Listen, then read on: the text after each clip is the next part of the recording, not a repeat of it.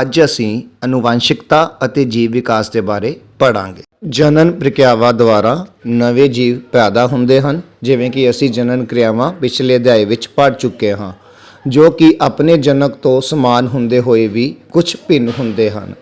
ਜਿਵੇਂ ਕਿ ਅਲਿੰਗੀ ਪ੍ਰਜਨਨ ਰਾਹੀਂ ਬਹੁਤ ਘੱਟ ਭਿੰਨਤਾਵਾਂ ਵਿਖਾਈ ਦਿੰਦੀਆਂ ਹਨ, ਜਿਵੇਂ ਕਿ ਤੁਸੀਂ ਚਿੱਤਰ ਦੇ ਵਿੱਚ ਦੇਖ ਰਹੇ ਹੋ, ਪਰ ਲਿੰਗੀ ਪ੍ਰਜਨਨ ਰਾਹੀਂ ਬਹੁਤ ਭਿੰਨਤਾਵਾਂ ਦੇਖਣ ਨੂੰ ਮਿਲਦੀਆਂ ਹਨ। ਲਿੰਗੀ ਜਨਨ ਰਾਹੀਂ ਪੈਦਾ ਹੋਏ ਜੀਵਾਂ ਵਿੱਚ ਵਿਅਕਤੀਗਤ ਪੱਧਰ ਤੇ ਅਨੇਕਾਂ ਭਿੰਨਤਾਵਾਂ ਹੁੰਦੀਆਂ ਹਨ। ਆਓ ਅਸੀਂ ਉਹਨਾਂ ਕਿਰਿਆ ਵਿਧੀਆਂ ਦਾ ਅਧਿਐਨ ਕਰੀਏ ਜਿਨ੍ਹਾਂ ਰਾਹੀਂ ਭਿੰਨਤਾਵਾਂ ਪੈਦਾ ਹੁੰਦੀਆਂ ਹਨ। ਜਨਨ ਦੇ ਦੌਰਾਨ ਭਿੰਨਤਾਵਾਂ ਦਾ ਸੰਚਨ। ਸੰਤਾਨ ਨੂੰ ਪਿਛਲੀ ਪੀੜ੍ਹੀ ਤੋਂ ਵਿਰਸੇ ਵਿੱਚ ਇੱਕ ਮੁੱਢਲੀ ਸਰੀਰਕ ਬਣਤਰ ਅਤੇ ਕੁਝ ਭਿੰਨਤਾਵਾਂ ਮਿਲਦੀਆਂ ਹਨ।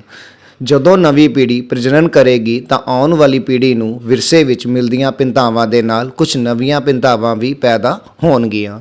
ਇਸ ਚਿੱਤਰ ਵਿੱਚ ਉਸ ਸਥਿਤੀ ਨੂੰ ਦਰਸਾਇਆ ਗਿਆ ਹੈ ਜਦੋਂ ਕੇਵਲ ਇਕੱਲਾ ਜੀਵ ਜਨਨ ਕਰਦਾ ਹੈ। ਇਸ ਤਰ੍ਹਾਂ ਅਲਿੰਗੀ ਪ੍ਰਜਨਨ ਵਿੱਚ ਹੁੰਦਾ ਹੈ। ਜੇਕਰ ਬੈਕਟੀਰੀਆ ਵਿਭਾਜਿਤ ਹੁੰਦਾ ਹੈ ਤਾਂ ਉਸ ਦੇ ਨਤੀਜੇ ਵਜੋਂ 2 ਬੈਕਟੀਰੀਆ ਪੈਦਾ ਹੁੰਦੇ ਹਨ, ਜੋ ਮੁੜ ਵਿਭਾਜਿਤ ਹੋ ਕੇ 4 ਬੈਕਟੀਰੀਆ ਪੈਦਾ ਕਰਨਗੇ, ਜੋ ਕਾਫੀ ਹੱਦ ਤੱਕ ਸਮਾਨ ਹੋਣਗੇ। ਉਹਨਾਂ ਦੇ ਅੰਦਰ ਆਪਸ ਵਿੱਚ ਬਹੁਤ ਘੱਟ ਅੰਤਰ ਹੋਵੇਗਾ, ਜੋ DNA ਦੀ ਕਾਪੀ ਕਰਨ ਸਮੇਂ ਹੋਈਆਂ ਤਰੁੱਟੀਆਂ ਦੇ ਕਾਰਨ ਪੈਦਾ ਹੋਏ ਹੋਣਗੇ। ਜੇਕਰ ਇਹ ਕਿਰਿਆ ਲਿੰਗੀ ਜਨਨ ਰਾਹੀਂ ਹੁੰਦੀ ਹੈ ਤਾਂ ਇਹ ਅੰਤਰ ਕੁਝ ਵੱਧ ਹੁੰਦੇ ਹਨ। ਇਸ ਤਰ੍ਹਾਂ ਕਿਸੇ ਵੀ ਸਪੀਸੀਜ਼ ਵਿੱਚ ਸਾਰੀਆਂ ਭਿੰਨਤਾਵਾਂ ਸਮੇਤ ਵਾਤਾਵਰਣ ਵਿੱਚ ਰਹਿਣ ਦੀ ਭਿੰਨਤਾ ਵੀ ਵੱਖ-ਵੱਖ ਹੁੰਦੀ ਹੈ। ਅਨੁਵਾਂਸ਼ਿਕਤਾ। ਸਾਰੇ ਜੀਵਾਂ ਵਿੱਚ ਕੁਝ ਅਜਿਹੇ ਲੱਛਣ ਹੁੰਦੇ ਹਨ ਜੋ ਉਹਨਾਂ ਨੂੰ ਆਪਣੇ ਤੋਂ ਪਹਿਲੀਆਂ ਪੀੜ੍ਹੀਆਂ ਤੋਂ ਪ੍ਰਾਪਤ ਹੁੰਦੇ ਹਨ। ਇਹ ਗੁਣ ਇੱਕ ਪੀੜ੍ਹੀ ਤੋਂ ਦੂਸਰੀ ਪੀੜ੍ਹੀ ਵਿੱਚ ਜਾਂਦੇ ਹਨ।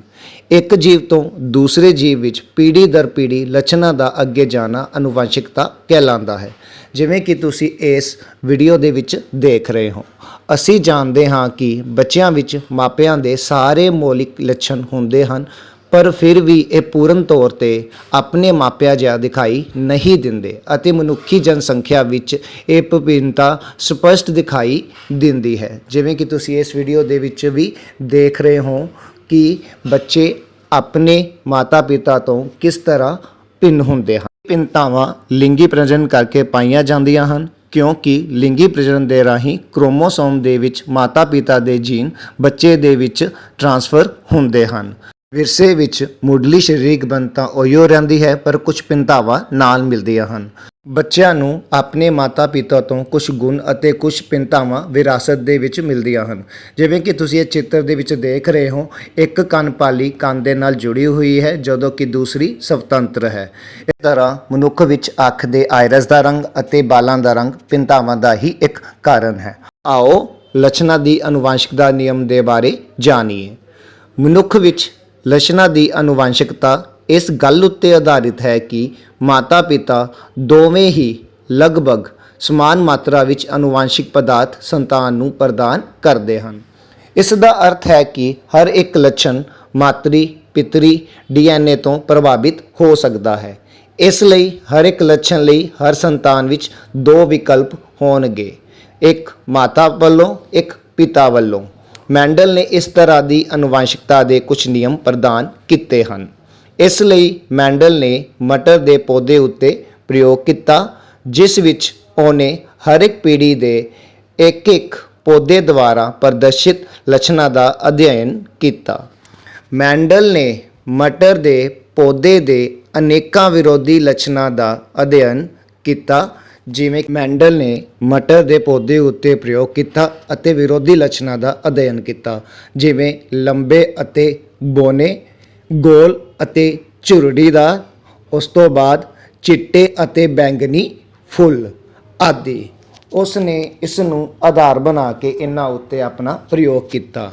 ਮੈਂਡਲ ਨੇ 2 ਭਿੰਨ-ਭਿੰਨ ਲੱਛਣਾਂ ਵਾਲੇ ਮਟਰ ਦੇ ਪੌਦਿਆਂ ਦੀ ਚੋਣ ਕੀਤੀ, ਜਿਵੇਂ ਕਿ ਲੰਬੇ ਪੌਦੇ ਅਤੇ ਬੌਨੇ ਪੌਦੇ, ਜਿਵੇਂ ਕਿ ਤੁਸੀਂ ਇਸ ਵੀਡੀਓ ਦੇ ਵਿੱਚ ਦੇਖ ਰਹੇ ਹੋ, ਅਤੇ ਉਹਨਾਂ ਤੋਂ ਪੌਦਿਆਂ ਨੂੰ ਉਗਾਇਆ। ਲੰਬੇ ਅਤੇ ਬੌਨਿਆਂ ਪੌਦਿਆਂ ਦਾ ਸੰਕਰਨ ਕਰਵਾ ਕੇ ਪ੍ਰਾਪਤ ਸੰਤਾਨ ਵਿੱਚ ਲੰਬੇ ਅਤੇ ਬੌਨੇ ਪੌਦਿਆਂ ਦੀ ਗਣਨਾ ਕੀਤੀ। ਪਹਿਲੀ ਸੰਤਾਨ ਪੀੜ੍ਹੀ, ਜਿਸ ਨੂੰ F1 ਦਰਸਾਇਆ ਜਾਂਦਾ ਹੈ, ਵਿੱਚ ਕੋਈ ਵੀ ਪੌਦਾ ਵਿਚਕਾਰਲੀ ਉਚਾਈ ਦਾ ਨਹੀਂ ਸੀ, ਸਗੋਂ ਸਾਰੇ ਪੌਦੇ ਲੰਬੇ ਸਨ। 2 ਲੱਛਣਾਂ ਵਿੱਚੋਂ ਸਿਰਫ ਇੱਕ ਪਿਤਰੀ ਲੱਛਣ ਹੀ ਦਿਖਾਈ ਦਿੱਤਾ ਸੀ। ਮੈਂਡਲ ਨੇ ਫਿਰ F1 ਪੀੜ੍ਹੀ ਦੇ ਪੌਦਿਆਂ ਤੋਂ ਸਵੈ ਪਰਾਗਣ ਕਰਕੇ ਵੱਖ-ਵੱਖ ਪੌਦੇ ਪੈਦਾ ਕੀਤੇ। ਆਰੰਭਿਕ ਪੌਦਿਆਂ ਤੋਂ ਪੈਦਾ ਪੀੜ੍ਹੀ ਦੇ ਸਾਰੇ ਪੌਦੇ ਪਹਿਲਾਂ ਦੀ ਤਰ੍ਹਾਂ ਲੰਬੇ ਸਨ, ਪਰ F2 ਦੇ ਸਾਰੇ ਪੌਦੇ ਲੰਬੇ ਨਹੀਂ ਸਨ, ਸਗੋਂ ਉਹਨਾਂ ਵਿੱਚੋਂ 1/4 ਪੌਦੇ ਬੌਨੇ ਸਨ। ਇਹ ਇਸ਼ਾਰਾ ਕਰਦਾ ਹੈ ਕਿ ਕੁਝ ਪੌਦਿਆਂ ਨੂੰ ਲੰਬੇਪਨ ਅਤੇ ਬੌਨੇਪਨ ਦੋਵਾਂ ਤਰ੍ਹਾਂ ਦੇ ਲੱਛਣ ਵਿਰਾਸਤ ਵਿੱਚ ਪ੍ਰਾਪਤ ਹੋਏ ਹਨ। F1 ਵਿੱਚ ਲੰਬੇਪਨ ਵਾਲਾ ਗੁਣ ਹੀ ਪ੍ਰਗਟ ਹੋ ਪਾਇਆ। ਇਸ ਲਈ ਲਿੰਗੀ ਜਨਨ ਦੁਆਰਾ ਪੈਦਾ ਹੋਣ ਵਾਲੇ ਜੀਵਾਂ ਵਿੱਚ ਕਿਸੇ ਵੀ ਲੱਛਣ ਦੀਆਂ 2 ਕਾਪੀਆਂ ਖਾਨਦਾਨੀ ਹੁੰਦੀਆਂ ਹਨ। ਇਹ ਦੋਵੇਂ ਇੱਕੋ ਸਮਾਨ ਹੋ ਸਕਦੇ ਹਨ ਜਾਂ ਭਿੰਨ ਹੋ ਸਕਦੇ ਹਨ, ਜੋ ਉਹਨਾਂ ਦੇ ਮਾਪਿਆਂ ਉੱਤੇ ਨਿਰਭਰ ਕਰਦਾ ਹੈ। ਇਸ ਤੋਂ ਸਪਸ਼ਟ ਹੁੰਦਾ ਹੈ ਕਿ ਕਿਸੇ ਵੀ ਲੱਛਣ ਦੇ 2 ਵਿਕਲਪ ਲਿੰਗੀ ਜਨਨ ਦੁਆਰਾ ਉਤਪੰਨ ਹੋਣ ਵਾਲੇ ਜੀਵਾਂ ਵਿੱਚ ਕਿਸੇ ਵੀ ਲੱਛਣ ਦੇ 2 ਵਿਕਲਪਾਂ ਦੀ ਸਮਤੰਤਰ ਰੂਪ ਵਿੱਚ ਅਨੁਵੰਸ਼ਕੀ ਹੁੰਦੀ ਹੈ।